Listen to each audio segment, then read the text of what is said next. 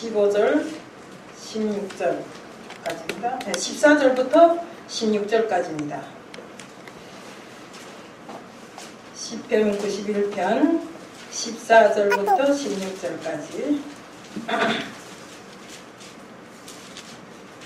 제가 봉독에 올리겠습니다. 하나님이 이르시되 그가 나를 사랑한즉 내가 그를 건지리라. 그가 내 이름을 안즉 내가 그를 높이리라. 그가 내게 간구하리니 내가 그에게 응답하리라.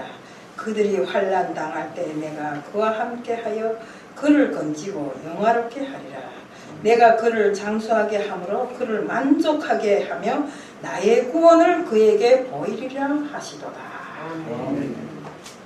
사랑의 하나님 아버지 감사합니다. 원근각처에서 함께 모여서 북한의 실정을 들으려고 합니다. 북한에서 오긴 했지만 그 모든 것이 저로 인해서 온 것이 아니라 하나님께서 창세전부터 저를 택하셨고 또 저로 인해서 앞으로 북한 선교를 진행하시리라고 정말 단정하신 주님이신 줄 알고 있습니다. 주님, 지금까지 모든 것이 하나님의 은혜인 줄로 알고 있고 또 그 은혜를 갖기 위해서 제가 어떻게 해야 되는가 하는 것을 지금에 와서 생각하고 있는 저입니다. 주님, 많은 죄를 범하였고 정말 죄인 중에 괴수였습니다. 주님, 정말 오늘 이 시간을 통해서 북한의 실정을 다 이야기하고 많은 사람들에게 북한을 알리고 또 북한이 선교를 위해서 어떻게 해야 하겠는가 하는 것을 알게 하여 주시옵소서. 오늘 이 시간도 주님 앞에 맡겨오며 예수 그리스도 이름 받들어 감사하며 기도드리옵나이다. 정말 오늘 이 추운 날씨에도 불구하고 이곳에 그래도 이 북한 실정을 듣겠다고 찾아오신 모든 분들 감사하고요. 이분들은 분명히 제가 생각하건대 정말 이 나라 이 민족을 사랑하는 애국자들임에 분명합니다. 네.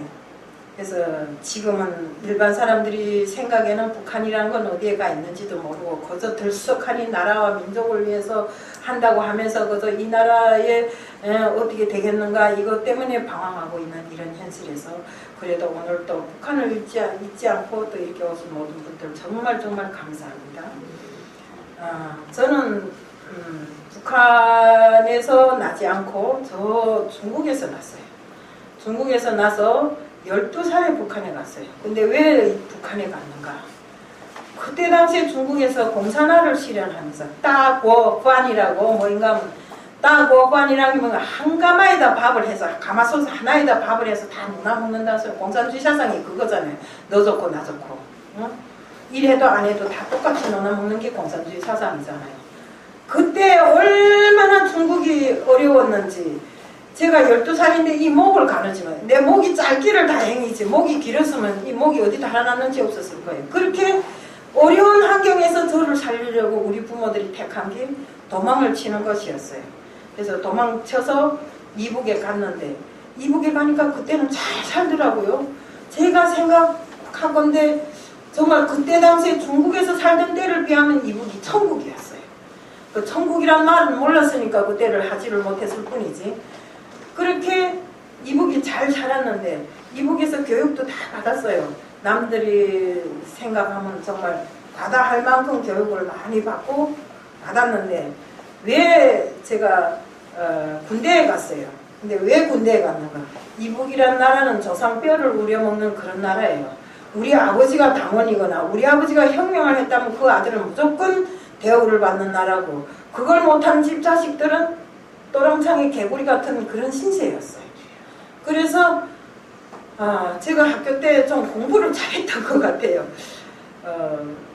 그래서 좀 좋은 대학에 갔으면 좋겠는데 좋은 대학에 갔어요. 갔는데 가서 시험은 1등을 했는데 1등인 게 아니라 지방에서 왔다가 2등을 했구만. 2등을 했는데 떨어졌어요. 공부해서 시험 쳐서 2등 했는데 떨어졌다면 그건 아닌 거잖아요. 왜 떨어졌는가 보니까 아버지도 당원이 아니고 엄마도 당원이 아니니까 그 당원이 아닌 자식이 대학에 가서 할 일이 없더라고. 그래서 떨어졌는데 어떻게 하는가 하면 제가 학교 때 체육을 잘해서 운동을 잘했어요. 마라톤도 하고 기계체조도 하고 생긴 거는 이렇게 생겨서도 할 거 다 했어요. 남자처럼 막 좀 나가자 성질이 있어갖고 잘했어요. 그런데 운동을 좀 잘한 덕에 심포 사범, 제가 함흥에서 살았는데 신포사범대학이라는 데를 추천받아갖고 가니까 거기에 250대 1인데 저는 특수하게 거기를 배치받았더라고요. 그래 가서 공부를 하는데 공부하면서 그때 당시에 제가 무엇을 알았는지 모르겠는데 공부하면서 생각한 게 뭘 생각했는가 아버지 어머니가 당원이 아니라고 내가 이런 대접을 받았으면 우리 자식들도 앞으로 내 전처를 다시 받지 않겠는가 하는 생각을 했어요. 맨날 연필 꽁다리를 입에 물고 생각해봐야 그 생각 말고는 다른 생각이 안 나요. 그래서 우리 집에서는 내가 신포사범대학에 갔다고 개천에 욕났다고 난리가 났는데 군대 가겠다고 집에 도망쳐 왔어요. 도망쳐니까 아버지도 모르게 엄마도 모르게 그 방학이라고. 근데 방학이 아닌 때 방학이라고 도망쳐 온 겁니다. 그리고 와서 들어간 게 어디에 들어갔는가 하면 영성기계공장 기계공학과에 들어갔어요. 그래서 기계공학과에 들어가서 뭐 선반, 벌반, 미림방, 치절반 해갖고 안병거 없이 프레스 해갖고 안병거 없이 기계를 다 배웠어요. 그러고 졸업을 했는데 군대에 가겠다고 군사동부에 가니까 나이가 안 됐다고 못 간대요. 그리고 또 아무나 군대에 보내는 게 아니래요. 그럼 어떤 사람 보내는가 하니까 그것도 역시 토대잖아요. 군대 가서 다 안 날 사람을 보내야 되잖아요. 맨날 군사동부 문 앞에 가서 울고 하면서 간 것이 바로 제가 4군단 2164 고사포 대대였어요. 그 고사포 대대에 입대해가고 그래도 저만 말하자면 끝도 없는데 어쨌든 얼마나 고사포를 잘 몰랐으면 우리 부대가 그 이북에서는 두 번째 여성 중대였거든요.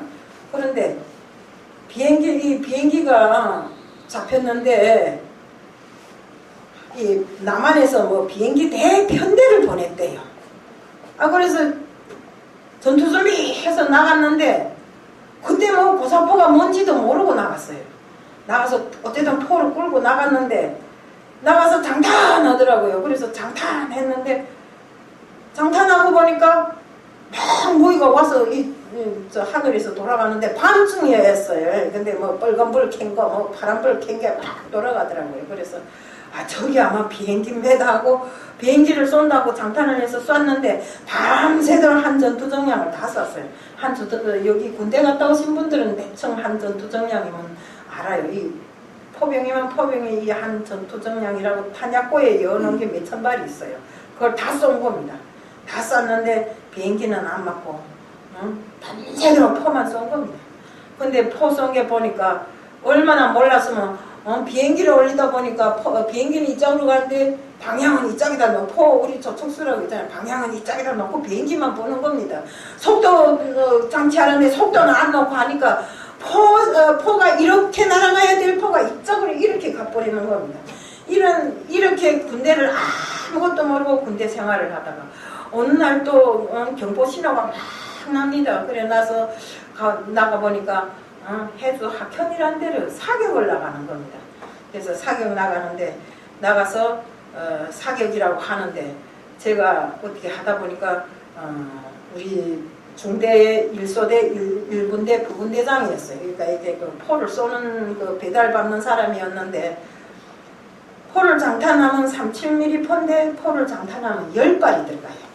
그 10발을 장탄해 놓고 한 발씩 쏴야 되는데 어떻게 하면 속도 180 20 단발로 쏴 하거든요. 그러면 단발로 탁 차야 되는데 잘하느라고 막 그 다리 달달 떨리는 다리로 탁 찼는데 탁 찬 게 아니라 배달을 꽉 밟아버린 겁니다. 그러니까 우당탕 통탕 하더니 10발이 다 나가버렸어요. 오발했잖아요 저는. 오발해서 이젠 죽었구나. 우리는 한 번 그렇게 되면 군사재판 막 받아요. 잘못하면. 죽었구나 하고 머리 숙이고 있는데 우리 부대 포에서 만세 하더라고요. 그래 왜 만세하나 이래 쳐다보고 그 어떻게 소경 문고리 잡았다고 우리 속담에 그런 게 있잖아요. 소경 문고리 안 될 게 되면 소경 문고리 잡아가는 식으로 됐다 이러잖아요. 딱 그때 정황이 제가 소경 문고리 잡은 식으로 10발을 쐈는데 9발이 들어가 맞은 겁니다. 그게 상상이 안 가는 소리죠. 근데 그렇게 되더라고요. 그래서 결국에는 그로 인해서 내 인생에 정말 이 올리막을 걸딱 정점을 찍은 겁니다. 정점을 찍어서 그때부터는 내가 승승장구할 수 있는 길을 닦아놓은 겁니다. 그날에 숲풀처럼 일어선 사군단 포가 고사포가 다 한 발도 못 맞았는데 어찌해서 내게 9발이 맞은 바람에 누구 맞다나 군관들이 여기 말하면 장교들이 다 떨어질 위기에 있었는데 그래도 그것 때문에 살아난 겁니다. 그러다 보니까 정말 다른 사람들이 생각에는 저 사람은 저렇게 발전하기 불가능한데 제가 그 포 때문에 그 포 쏜 것 때문에 발전을 했어요. 그래서 내 인생에 가장 빛나던 시절이었죠. 그래서 뭐 집에 휴가도 우리는 10년을 복무해도 집에 휴가를 못 가요. 집에 휴가 갔지. 그 다음에 또 표창을 받았지. 그 다음에 또 포병 공간 학교를 가게, 여기 말하면 장교 그 있잖아요. 학교를 가게 된 것입니다. 그래서 포병 공간 학교라는 거는 포병대학입니다.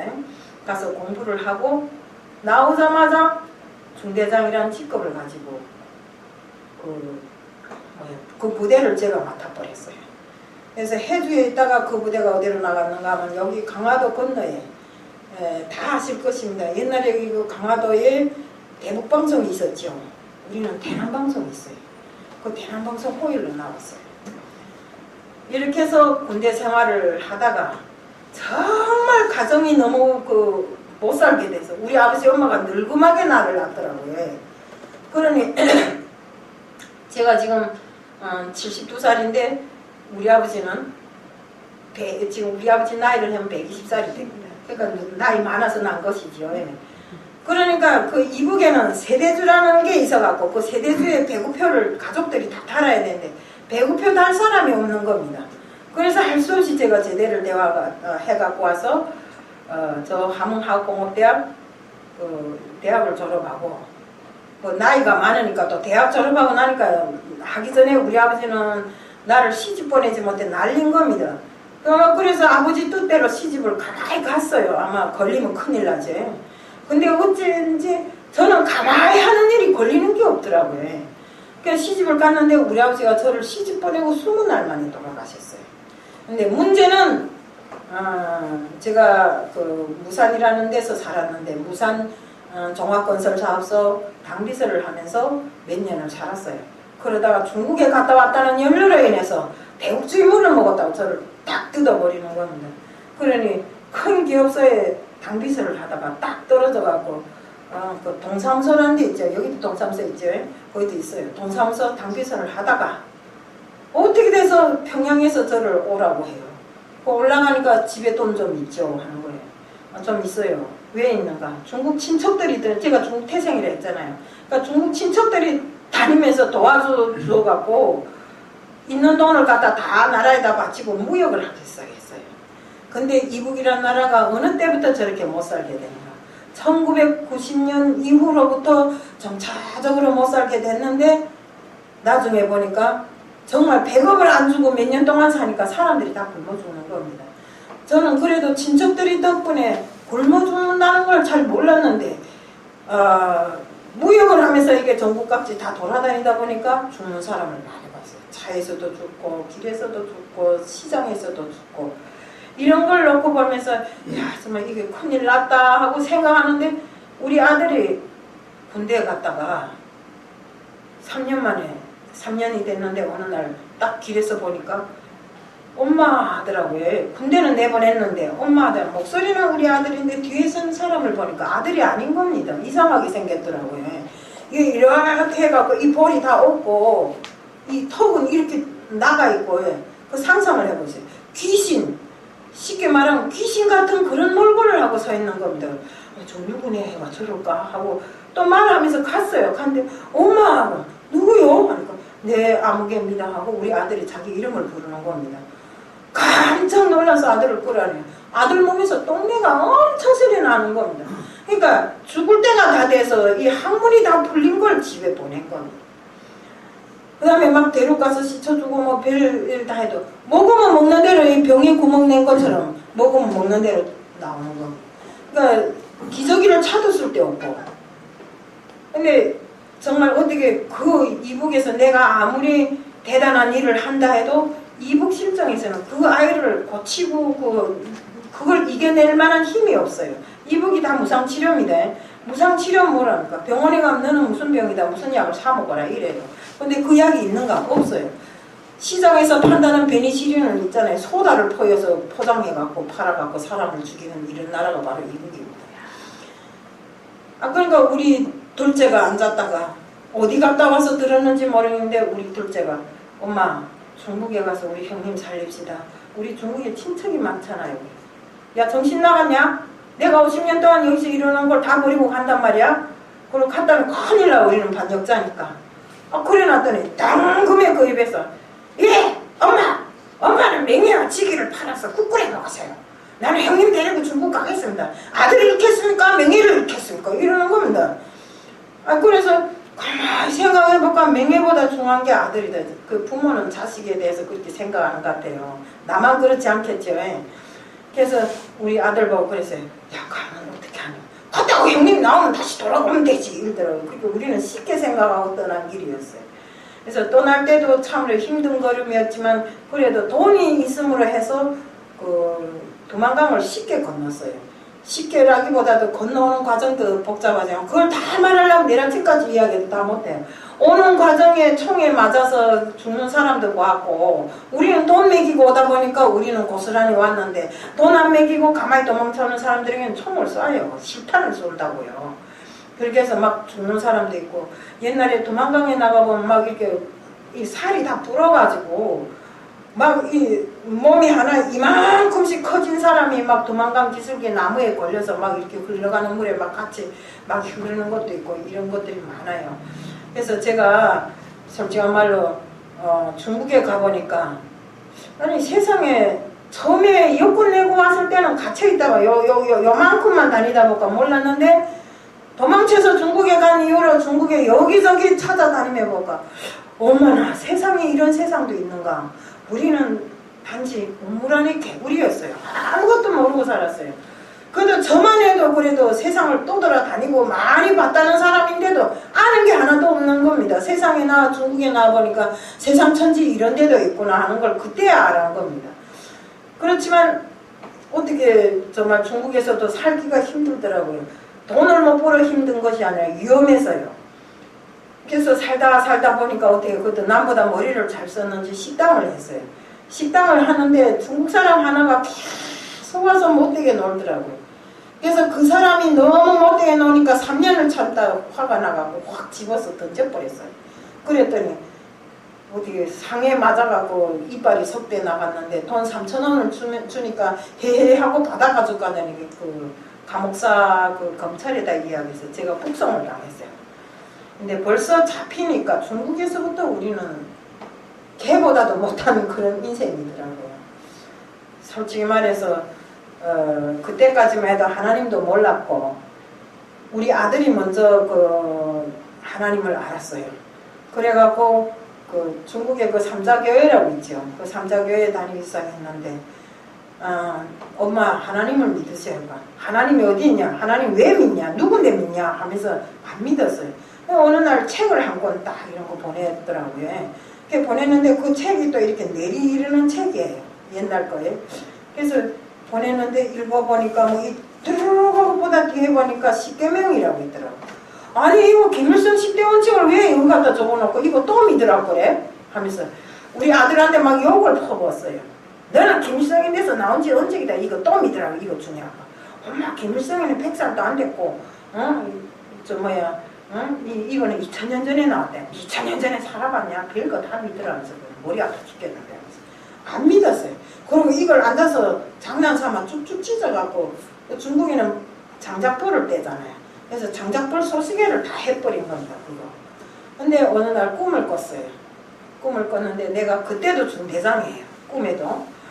우리 중대애들 데리고 갔는데 비가 천둥번개가 치면서 비가 그렇게 내리는 겁니다. 근데 막 그 수렁에 빠져갖고 헤엄 나서 나오라 소리를 쳐. 나부터도 못 나가는 겁니다. 수렁에 빠져갖고. 그러다 깨어났는데 바로 그날이 잡혀가는 날이었어요.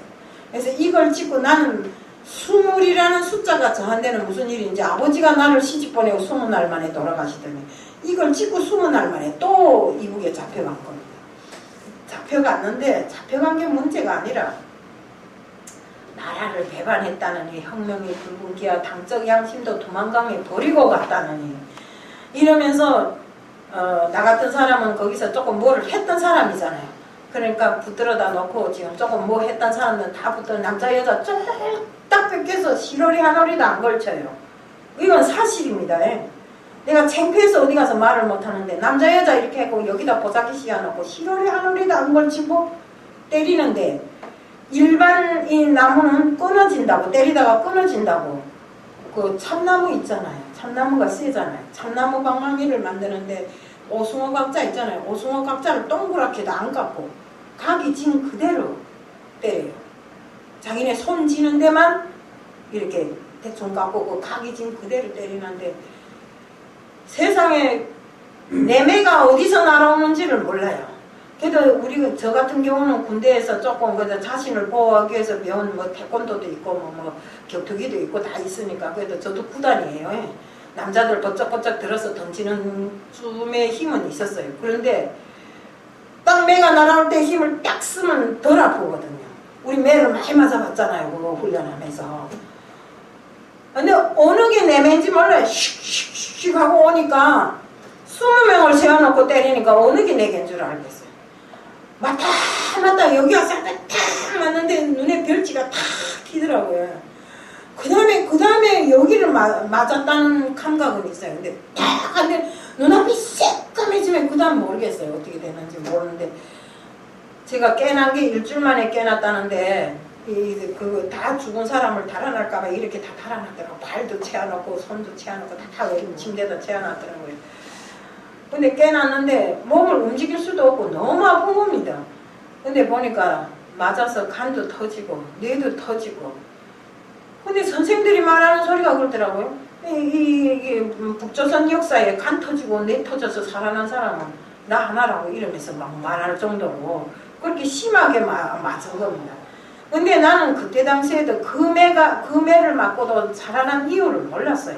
내가 믿지 않는데 어떻게 알겠어요. 하나님이 있는지 없는지도 모르고 하고 내 잘못에 살았어요. 내가 아주 건강하고 내가 아주 세고 이래서 살은 줄로 알았어요.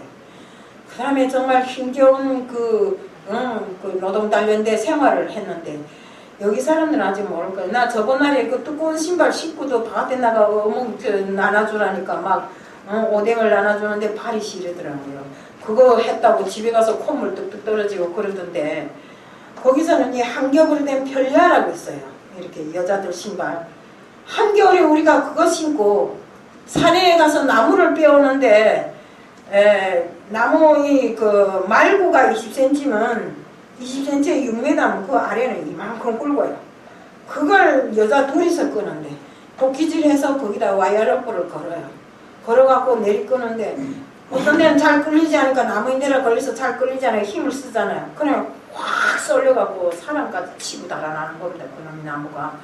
그렇게 해서 죽은 사람이 수도 없이 많고요. 일을 시키는데 오늘 할 일이 없으면 이 땅땅 영하 35도 되는 그 얼음 속에서 4분쯤에서 그 땅을 파라고 그래요. 그럼 땅을 파라고 그러면 땅을 파야 돼요. 또 그거 파서 저쪽다 옮겨야 되고 또 내일은 또 일이 없으면 그 옮긴 걸 갖다 묻으라면 묻어야 되고 이런 식으로 사람들을 힘들게 해서 노동을 시킴으로 해서 개변되게 하라고 이렇게 해서 노동 단련대라는 걸 만들어 놓고 정말 먹는 거는 상상도 못해요. 그 옥수수 농사가 안 됐을 때 이렇게 찌들찌들한 그런 옥수수가 나오잖아요. 근데 그걸 송이채로 갈아서 주는 거예요.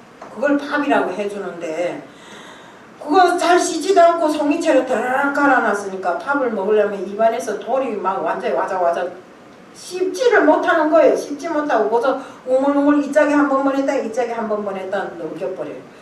저는 지금도 그 습관이 있어서 밥을 빨리 먹는데 입안에 들어가면 벌써 이 짝 갔다 이 짝 가면 없어져요. 이렇게. 근데 그게 또 소화가 안 돼서 맨날 소다를 퍼먹어요. 소다. 정말 이렇게 힘들게 거기서 생활하다가 어떻게 돼서 중국에서 돈이 나와가지고 다시 탈북을 했는데 그 중국에서 제가 제대로 말하면 중국에서 하나님을 영접했어요. 이북에서 영접을 했어요. 이북에 들어가서 이렇게 조사받을 때 한 평이라 말죠. 1m 80, 1m 80짜리 40명을 앉히는데 상상을 해봤어요. 그 안에 사람이 40명이 들어가겠는가 안 들어가겠는가. 40명을 앉히는데 접시처럼 포개놓는 거예요. 사람을. 그러니까 밤이나 낮이나 거기서 자야 되고 거기서 먹어야 되고 그렇게 하는 겁니다. 근데 힘드니까 어떤 할머니가 막 죽으려고 그런 거 제가 좀 도와줬더니 맨날 귀 속에다 대고 기도해 기도해 하면서요. 아니 기도를 어떻게 하는데요? 내가 그랬지. 그러니까 기도해서 물에 빠지면 지푸라기라도 잡는 심정으로 하나님한테 하나님 어디 있어? 하니까 저 하늘에 있대요. 아유 하늘에 있는 거 봤어? 하니까 자기 보지는 못해도 마음속으로 믿는데요. 아이씨 보지도 못하고 그거 하라고 그런다고 막 이랬어요. 그런데 사람이 심정은 그렇더라고요. 진짜로 물에 빠지면 지푸라기라도 잡는 심정으로 기도라는 걸 제가 했어요. 들어가 있는 동안에 단 한 번도 쉬지 않고 기도를 했어요. 아침에 일어나서 점심에 저녁에 이렇게 해서 했는데 어느 날 중국에서 돈이 나온 겁니다. 생각도 안 했는데 돈이 나왔어요. 그래서 그 돈으로 어떻게 해갖고 다시 도망을 치는데 새벽 3시에 2003년도 2월 6일 그러면 그게 한 영하 40도 시대입니다. 그 두만강 거기 두만강에 떡 들어섰는데 새벽 3시에 아니 세상에 그렇게 용감하던 사람이 다리가 다 떨리고 이 손끝에서부터 발끝에까지 힘이 다 빠져나와 걸지를 못하겠는 겁니다.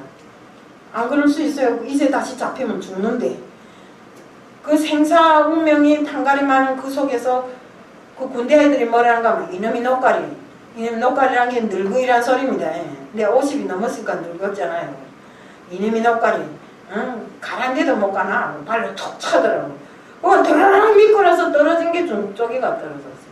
내가 살았다고 그 다음에 언제 그렇게 나갔던 힘이 다시 들어왔는데 발떡 일어나갖고 튀었어요. 한참 정신없이 엎어지면 넘어지면 뛰는데 또 저쪽에서 막 무슨 불을 들고 내려오면서 뭐라 하는데 이 기가 멍해가 우리 비행기 타면 높은 데 올라가면 멍할 때 있잖아요. 멍해가지고 아무것도 안 들리는 겁니다. 뭐 어떡하니 날 잡으려고 오네 하고 또 거꾸로 뜁니다. 북한에는 이제 죽어도 못 가잖아요. 어제는 총 쏜다고요. 그렇게 하면 자기네는 돈 먹었기 때문에 내가 다시 나가서 토설할까봐. 그래 북한에는 못 가고 뛰는데 그 화룡현 그 가면 카라오케 그 중국 가본 사람들 다 알 겁니다. 카라오케라고 있어요. 그 카라오케 절벽에 가서 딱 마주서면 시커매서 보니까 절벽이더라고요. 근데 어떻게 올라갈 수도 없고 돌아설 수도 없고 앞에서는 저기 쫓아오고 난리가 난 겁니다. 그 순간에 내가 하나님이 이때 살려 안 주겠는가 해서 하나님을 찾아야 되겠다. 이 속에서는 그냥 웅거리고 소리 들리지도 않아. 그래서 그 순간에 하나님한테 아니 6개월 동안 여기서 나아오던 하나님이 그 순간에 팍 튀어나오는 겁니다. 하나님 나 어떻게 하라니까 여기서 뭔 그 고무막에 막아놨던 게 빵 터져나가는 것 같더니 저쪽에 중국 군대들이 쟁심이 믿고 원래 오만리 째라 하면서 이게 무슨 소리야. 니 도망치지 말고 우리 데로 와. 응? 우리가 너를 마중 나왔어. 그 순간에 딱 무슨 생각이면 내가 저 사람들한테 돈을 내겠지. 이 생각이 나는 거야. 아이고 뭐 잡을 테면 잡아라. 그래도 중국 쪽이 낫겠다. 막 뛰었어요. 그쪽으로 뛰니까 진짜 군대 애들이 저를 마중 나왔더라고요. 근데 정말로 이렇게 중국에 가서 살라니까 이제는 더 못 살겠더라. 왜 그런가? 그 동네 사람들 눈빛만 봐도 나를 갖다 고소할 것 같고 그래도 또 욕심이 지나쳐갖고 제가 식당을 했어요. 근데 식당을 또 해보려고 하는데 못하겠는 겁니다. 어디서 빼랑빼랑하고 경찰차 소리만 나도 나 잡으러오는 것 같고 자다가도 소스라쳐 놀라고. 그래서 이거 안 되겠다. 돈은 좀 벌어놓은 게 있고 그래서 내 그 아는 사람하고 만나서 말했어요. 탈북자인데 야 나 이만저만 해서 여기서 이제 돈은 못 사겠는데 어떻게 하면 좋냐. 언니 돈 500만 있어. 그래 500만 있는디 하니까 그러면 됐어. 남한에 가. 이러더라고. 남한은 어디야. 우린 남조선이라지 남한이란 소리를 안 했거든요. 그 남한이란 것도 말 안 하고 친 건 몰라갖고 남한 어디야 하니까 남조선 있지 하더라고요. 그래? 그거 어떻게 하는데 아까 500만 원만 내면 브로커들이 뭐 해준대요. 나는 브로커라는 소리도 모르고 살았어요. 근데 어쨌든 네가 책임지고 해줄래? 하니까 그렇게 한대요. 언니 집에 가 기다려. 그래서 집에 가서 한 보름을 기다렸나 하는데 손님을 지금 식당에다 받아놓고 밥을 그 채를 하느라고 하는데 막 빨리 오라고 나 숨 넘어간 소리를 해서 아이고 저 뭐야 거기다 주방장 한다데 다 맡기고 그러고 왔어요. 떠나 온 길이 바로 오늘 이 남한길인데 남한에 오면서도 역사가 많아요. 아니 세상에 중국이란 나라는 목사님도 가보셨죠? 중국에 가면 그 증명서 검사를 하잖아요. 증명서 검사 한 명도 못 받아요. 저 인터넷 컴퓨터 같은 거에 쬐까만 그 검사기를 가지고 다니면 딱 거기다 신분증을 넣으면 딱 어디에 뭐 어떻게 이게 다 나오고 있어요. 아니 그래도 또 말을 좀 안다고 19명을 데리고 떠났는데 어제 들어온 사람 또 들어와서 한 일주일 있은 사람 말을 아는 사람이 없는 겁니다. 아 근데 증명서 검열이 딱 걸렸어요. 아 그래 야 너네 모두 엎드려서 기도해라. 아니 기도 어떻게 하? 기도라는 것은 빌어. 응? 그래서 빌어라. 너네 산신령님한테랑 비는 거 있잖아. 그것처럼 빌어. 했지. 그래서 깨어도 못 일어나는 채 해. 하고서 그랬지. 아 그렇게 한대요. 그 다음에 검사 왔는데 사람이 죄 짓고 어떻게 살아요? 내가 벌떠덩 자기도 모르게 벌떠덩 일어났어요. 일어나갖고 증명서 갖고 나가면서 아이고 우리가 이게 결혼식 집에 친척 집에 갔다 왔는데 술을 다 취해서 이제 깨나지도 못한다고 거짓말을 해버린 겁니다. 몰라 어떻게 말했는지 그 말이 나오더라고요. 그래서 그 사람이 내 거 타기였고 보던 게 내 거는 진짜였거든요. 3번 4번 옮기다 보니까 진짜였어요. 딱 여보더니 아무 생각 없이 서 있더니 무슨 말도 안 해요. 가만히 서 있다 몰라? 어쩌 몰라? 이러고 가는 됐다 내가 간다? 이러고 가는 겁니다. 그 다음에 일어나갖고 막 다 새가슴이 됐잖아요. 걸리면 죽으니까 이제는 남조선 간다는 거 다 알고 있잖아요. 그렇게 무리지어 다니는 사람들. 그러니까 그 사람들 일어나갖고 언니 우리 기도했어. 그 어디다 기도했냐? 아니 북두칠성인데도 기도하고 뭐 어디도 기도하고 이러는 거야. 그래. 야 북두칠성이 하지 말고 이제부터는 하나님이란 사람한테다 해라. 이랬어요. 들은 게 하나님이라고 들었으니까. 그러니까 그렇게 한대요. 그래서 어떻게 가다 보니까 난림까지 안전하게 온 겁니다. 그래서 제가 지금은 말 안 하지만 하나님의 은혜에 대해서 말 안 하지만 이것이 다 하나님이 우리를 인도하신 이 길의 로정입니다. 그 다음에 또 베트남에 왔어요. 베트남 가기 전에 그러니까 난닝에서 베트남 그 초입 있잖아요. 그 베트남에 갔는데 국경연선이에요. 거기서 배를 타고 3시간이나 또 그 하노이까지 가는 겁니다. 배를 타고 가는데 또 배에서 검사를 하는 겁니다. 그러니까 이거 어떻게 해? 그래서 딱 내가 그 돈 갖고 있던 거 거기는 중국 돈이 통용돼 베트남이. 그래서 돈 갖고 있던 거 100원만 줘도 되는 거 딱 200원 주고 가서 그 검사하는 사람 손에다 이렇게 하고 쥐어줬어요. 그랬더니 보더니 우리는 말을 모르니까 그 사람들 다 이런 식으로 우리를 인도하는 겁니다. 그러니까 이러는 겁니다. 그래. 야 가는 소리입니다. 가자. 그래서 검사 안 마치고 그 배를 타고 3시간을 해서 오토바이를 10시간 타고 하노이까지 갔어요. 하노이까지 가서 저 영사관을 들이치는데 그 북한 애들이 또 북한 그 영사관을 지키고 있더라고요.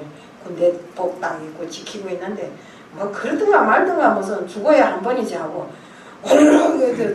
베트남 영사관을 쳐들어 들어갔어요. 그러니까 영사관에서는 이미 준비 다 해놓고 문을 열어놓고 기다렸지만 남보기가 그렇지 않아서 그저 쳐들어오는 걸로 한 거예요. 그래서 거기서 옷 다 베트남 옷으로 갈아입고 극하고 나와서 이젠 또 하노이라는 데 거기를 간대요. 하노이에서 그 어디가 밑에 베트남 그 밑에 아니 캄보디아 말고 사이공. 사이공에 갔는데 34시간을 차를 타더라고요. 기차를. 근데 이게 재밌어요. 34시간을 기차를 타는데 기차표에 밥이 다 있는 겁니다. 우리는 이거 밥 못 먹어서 어찌 알아야 했더니 밥을 다 갖다 주는 겁니다. 근데 밥을 갖다 주는 사람들 공안들이 밥을 다 갖다 줘. 경찰들이. 이거 이상하잖아요. 나 붙잡으려고 하는가 했는데 영어를 한마디도 모르니까 죽으란지 살란지도 몰라요. 근데 밥을 갖다 주고 그러더라고요. 야 저 사람 뭐야? 영어 쬐끔 하는 사람들 경찰 같으다 야. 완전히 우리는 뭐 야인들이지 아무것도 모르는 사람들이. 그 다음에 가서 내려가고 사이공에 가서 내렸는데 애를 요만한 애를 그 데려갔는데 또 거기서는 애들이 그렇게 방학이 아닌데 돌아다니면 다 잡아간다네요. 그것 때문에 또 고생을 했어요. 들어가고 나가고 말은 모르지 통하지는 않지. 그런데 그것도 또 마침 남한 대학생이 거기서 만난 겁니다.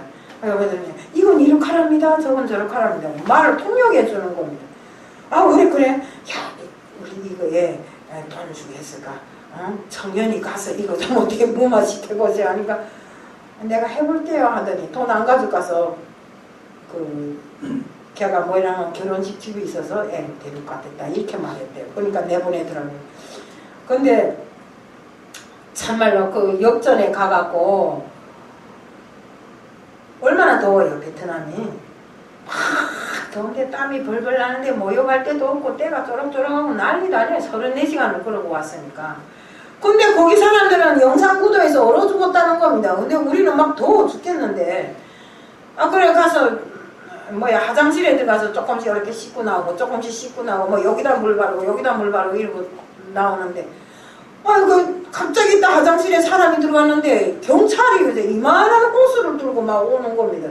그럼 우리는 경찰이 우리 잡으려고 왔는가 해서 화장실에서 나도 뭐하고 있는데 뭐이라고 그 베트남 소리를 막 하는데 왜 그런가 해서 이제는 죽었구나 하고 나와보니까 고무호스를 들이대고 우리를 통빨래 시키는 겁니다. 완전 물 부어주는. 근데 이것도 다 뒤에서 벌써 조직이 돼 있더라고요. 그래서 그 경찰이 물 부어서 우리가 목욕은 못해 샤워는 못했지만 어쨌든 옷 입은 채로 물을 맞으니 그래도 살 것 같다. 근데 어느 날이 갑자기 비가 오는데 그 역전인데 가면 그 전기기차 하나 있어요. 그 밑에서 잠을 자는데 비가 막 바가지로 들어붙는 겁니다.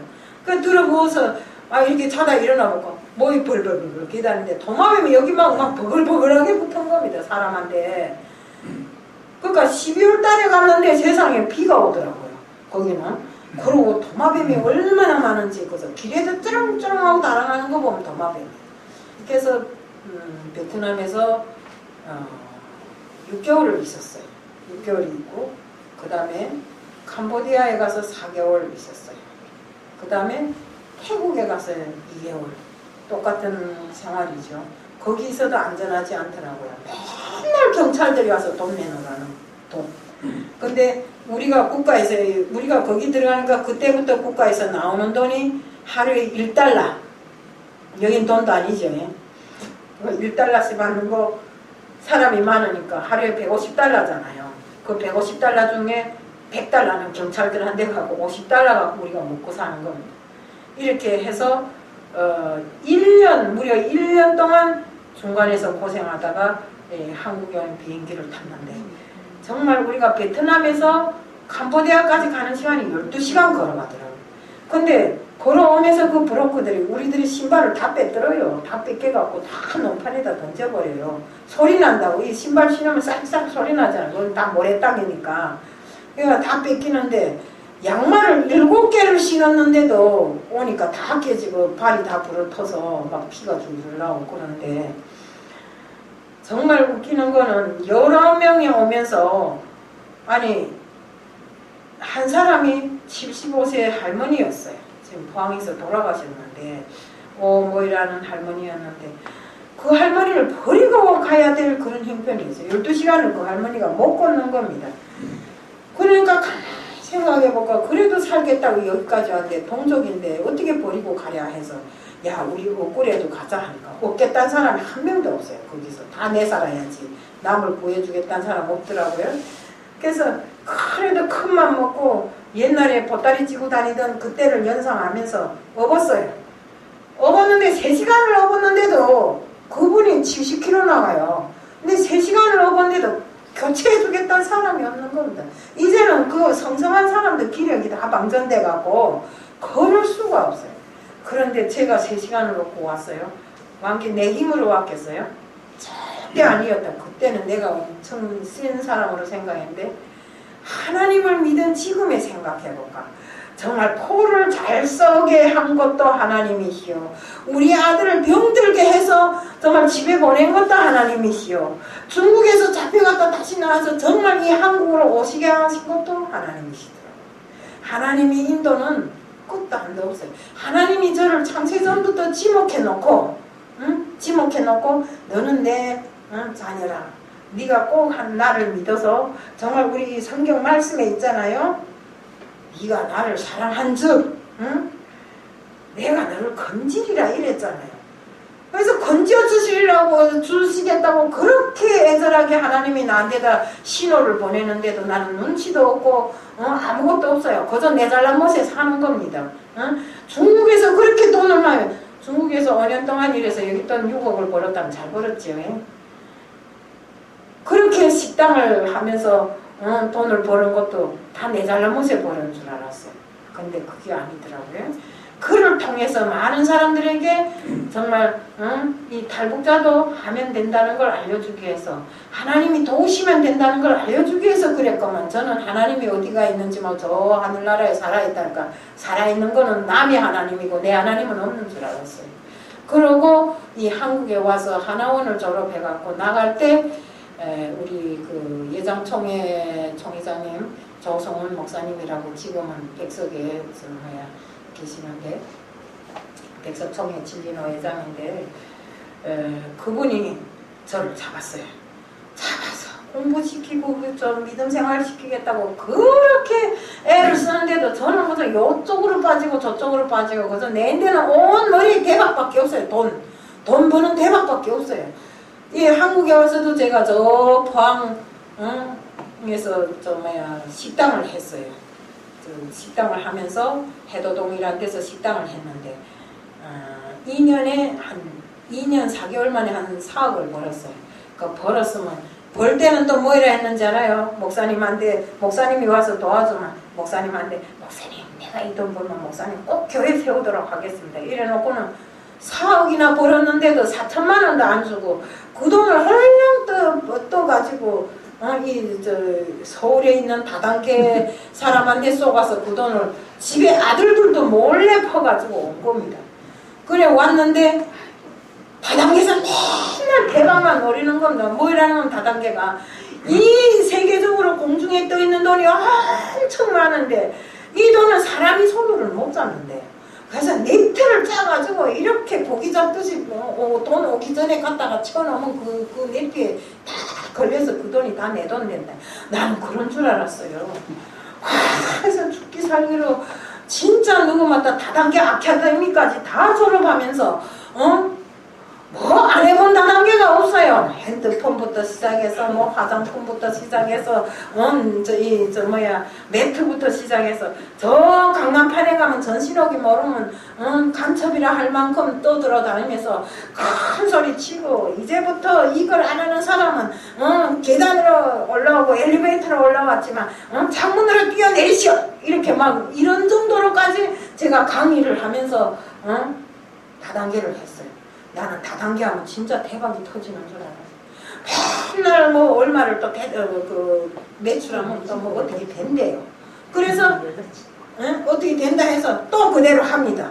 4천만 원, 5천만 원 막 그 돈이 있으니까 했는데 나중에는 4천만 원, 5천만 원도 없을 지경에 닿았는데도 대박은 안 터지더라고요. 그래서 그 대박을 노리고 한 세월이 4년이었어요.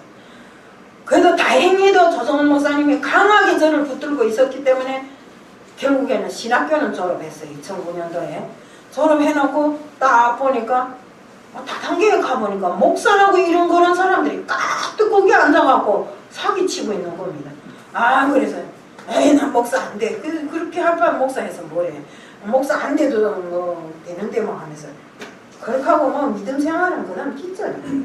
언제 내가 그 포항 주찬양 교회에다가 교회 해주겠다 했는가 하는 그런 생각조차도 없이 정말 내 인내는 회개란 것도 없이 다 나는 잘합니다. 돈도 많고 이건 다 내 덕이고 내가 다 잘하는 겁니다. 그러다가 정말 나중에는 회사가 망하고 돈은 1푼도 없이 다 뜯기고 나서야 이게 아니구나. 이런 생각을 하면서 나중에 정말 주님 앞에 무릎 꿇고 나왔어요. 대박이 쪽박을 찬 다음에 알았다고요. 그래서 지금도 솔직한 말로 다단계 소리만 하면 이게 막 온몸에 뭐 보슴털이 돋는 것 같고 이게 막 또드레기 돋는 것 같아요. 정말 이렇게 다단계나 이런 돈보다도 다단계나 이런 시간이 너무 아까운 겁니다. 그 시간에 제가 하나님을 사모해서 하나님을 배우고 하나님을 알아서 기도하고 이렇게 했더라면 얼마나 좋았겠어요. 나라 민족이야 어떻게 되든지 간에 저 이북 땅은 어떻게 되든지 간에 나하고는 상관없습니다. 나는 그래서 대박만 터지면 되는 겁니다. 이렇게 살아온 무지렁이처럼 살아온 그 세월이 너무 정말 아깝고 너무 정말 지금 생각해보면 그래서 그때 그래도 딱 한 가지 잘한 게 있다면 그래도 신학을 한 게 잘했더라고요. 그래서 계속 목사는 안 된다고 목사하라면 에이 그건 누가 하냐고 그 잘난 거 해서 뭐하냐고 이러면서 안 했는데 나중에 정말로 어떤 기회에 제가 어떤 사람으로부터 무슨 소리를 들었는가 하면 강도 사열 때였는데 강도사가 목사한테 대들면 오늘 이제 차 타고 가다 자 죽어버린다고 이러더라고요. 그 소리가 얼마나 화가 나는지. 아니 내가 무슨 뭐 목사 공부를 안 했나? 나도 공부했는데 그 소리를 하니까 우리 그 지금 돌아가신 김정수 목사님 그럼 목사해 이러더라고요. 근데 이 목사의 길이 얼마나 어렵고 힘든 길인가 하는 건 생각도 안 하고 그럼 할게 하고 순간에 결단을 내려서 목사가 됐어요. 목사가 되고 보니까 목사가 해야 할 일도 많지만 목사가 겪어야 할 고난 또한 많더라고요. 이 모든 것을 딛고 넘지 못하면 우리가 목사 될 자격이 없더라고요. 그걸 이기지 못해서 세상을 돌아다니며 목사 하면서 돈 벌겠다고 다니는 사람들 다 그런 부류의 사람들이더라고요. 그래서 정말 저는 목사가 된 이후로는 정말로 나는 정말 지금도 하나님 앞에 섰기 때문에 이런 소리를 하는데 그 조성훈 목사님이라는 이분이 안 계셨으면 저는 진짜 영영 세상 구렁텅이에 떨어져서 헤어 못 나올 겁니다. 그런데 그분이 그래도 맨날 사모님하고 집 찾아와서 이건 이렇고 저건 저렇고 너 이거 하는 거 이거 틀렸어. 서울에 틀리긴 뭘 틀려. 내게 맞지. 두고 봐라가 대박이 쪽박 찬 겁니다. 결국에는 항복하고 하나님 앞에 무릎 꿇고 나오니까 하나님이 그래도 저희 자식들을 다 잘 돌봐주고 정말 그래도 저희 자식들이 하나님의 은혜로 탈북자들 좀 살기가 힘들지만 그래도 포항에서 포철에서 돈 벌어서 집 다 한 40평짜리 사서 잘 살고 있어요 지금. 그래서 우리 집에 말썽쟁이는 저입니다. 항상 보면 엄마가 말썽을 부려 그러지 자식들은 말썽 안 부려요. 그래도 엄마가 기도는 해주잖아요. 그거 하나로 그래서 모든 걸 다 덮어버리는 겁니다. 그래서 제가 할 말은 많은데 이 짧은 시간에 뭘 다 말하려면 안 되기 때문에 오늘 이 시간을 통해서 요만큼만 이야기하겠습니다. 더 재미있는 이야기들이 많으니까 앞으로도 들으시면 감사하겠습니다. 그래서 우리는 하나님께서 항상 정말 내가 하나님 앞에 기도하고 하나님 앞에 끌어엎드리면 또 하나님을 사랑하면 하나님이 응답해 주신다고 했습니다. 나뿐만 아니라 여기 앉은 모든 분들이 다 똑같아요. 믿는 사람들이 하나님 앞에 끌어앉지 않으면 안 되고 하나님 앞에 기도하지 않으면 안 되고 내가 잘 살아왔건 못 살아왔건 뒤를 돌아보면서 항상 회개하는 마음으로 살아야 됩니다. 회개가 없는 그 믿음 생활은 절대로 믿음 생활을 말할 수 없어요. 그러니까 우리가 정말 오늘 이 시간을 통해서 이렇게 어려운 길을 걸어서 하나님의 앞에 나왔건만 지금까지 잘 살지 못한 인생이었지만 저는 지금을 기점으로 해서 앞으로도 영원히 주님과 동행하는 삶 정말 주님이 가르치는 그대로 살아가는 사람 되겠다는 것을 말씀드리면서 오늘 말씀을 간단히 마칩니다. 감사합니다.